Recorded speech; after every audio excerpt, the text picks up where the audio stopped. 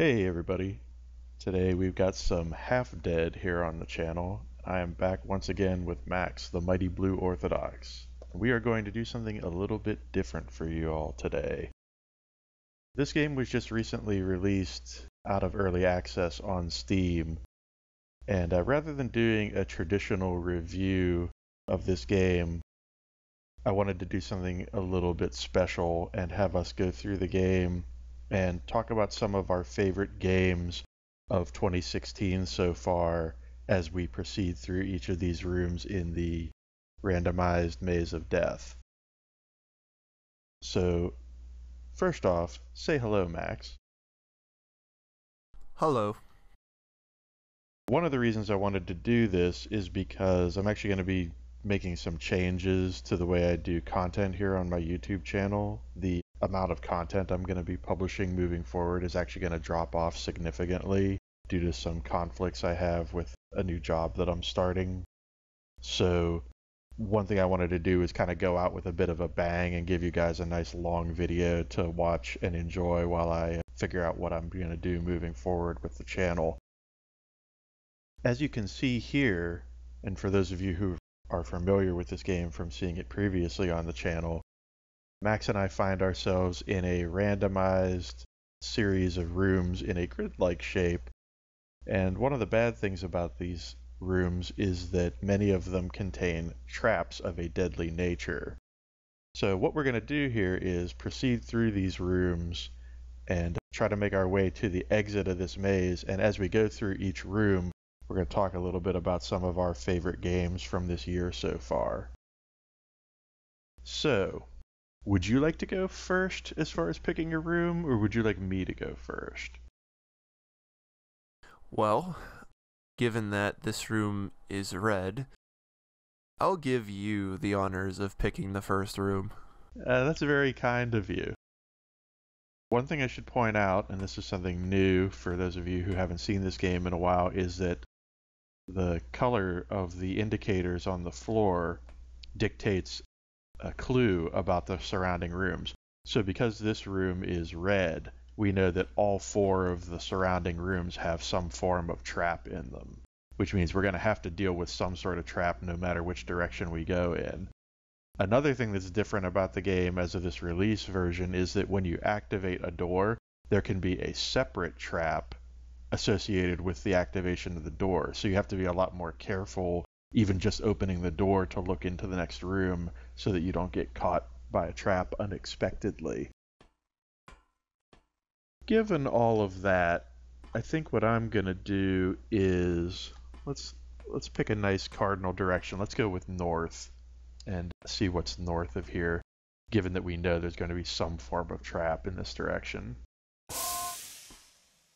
I'm gonna actually back away from the door. Oh look! That guy does not look happy to see us.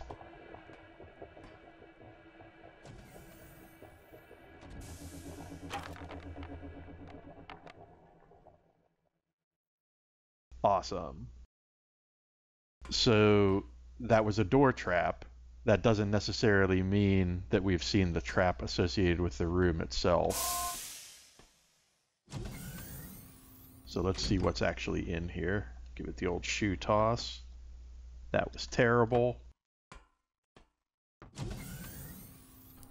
Oh. All right. Well, I didn't see anything immediately.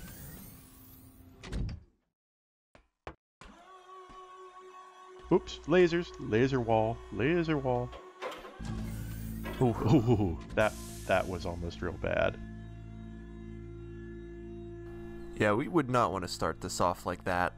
Yeah, getting sliced to ribbons by laser wire, not the best way to start. Although, now that we have actually triggered that room and that trap is done doing its business, we actually can go in there. So I at least want to go in to see what color the floor was. Alright, so it looks like this is actually a pretty decent room to mess with, because with the green coloration, that's indicating there's only a trap in one direction from this room. So before you pick your room, why don't we talk a little bit about our first game that we wanted to talk about?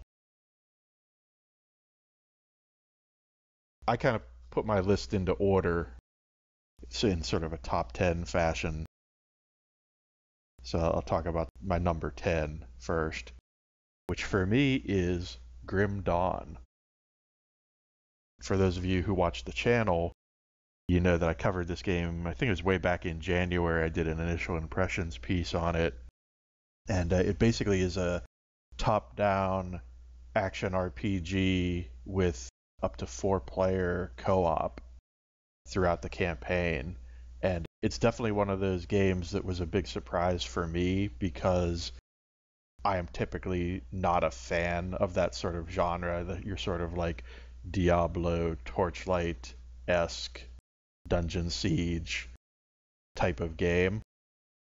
I think several games in those respective series are quite good, and I've had fun playing them over the years, but as a genre, it's typically not one of my favorite genres. But I have to say, I think Grim Dawn was the most impressive game of that type that I've ever played. Oh, for sure. I tend to agree with that.